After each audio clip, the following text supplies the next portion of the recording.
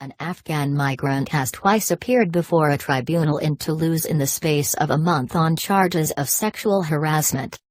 French regional newspaper, La Depeche reports that the 35-year-old migrant was summoned for an immediate trial on Friday. He was charged with having sexually harassed a 19-year-old woman. Only a few days before, on 6 May, he committed the same disgusting act against a young lad, just 12 years of age.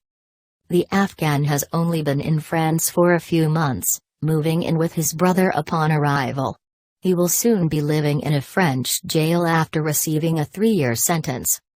Accompanied by his barrister, Jocelyn Momasso Momasso, the harasser made the most astonishing defense to the court.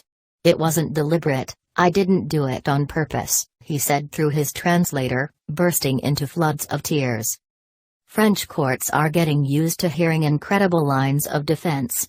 In April, it was ruled an Islamist thug could not be held criminally responsible for throwing his elderly neighbor from her high-rise flat because he was high on dope, although not too high to shout out Allah Akbar and "I killed the shaitan" as he ended the poor woman's life.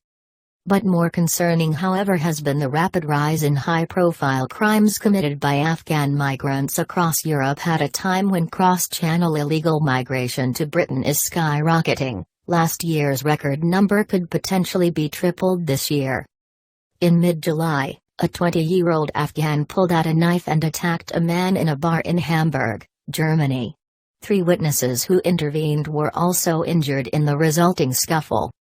A few days later in Sweden, a 22-year-old Afghan asylum seeker was sentenced to life for an indiscriminate stabbing spree that seriously injured 7 people, 3 were life-threatening.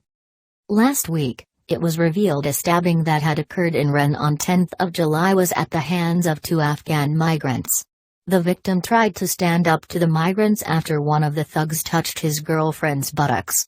He gave chase but had to give up due to blood loss. He quickly lost consciousness but survived.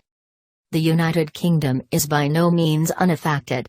A few days ago, a 4th Afghan asylum seeker wanted in Austria for the brutal gang rape and murder of a 13-year-old schoolgirl was arrested in London. Days before the rapist was found in Britain, Austria's interior minister launched a ferocious rant against Brussels for its failed asylum system. "In Austria, we have one of the biggest Afghan communities in the whole of Europe," complained Karl Nehammer, "and blasted bureaucrats for dithering over quotas instead of financing border security measures in the form of a border fence. That is the completely wrong signal."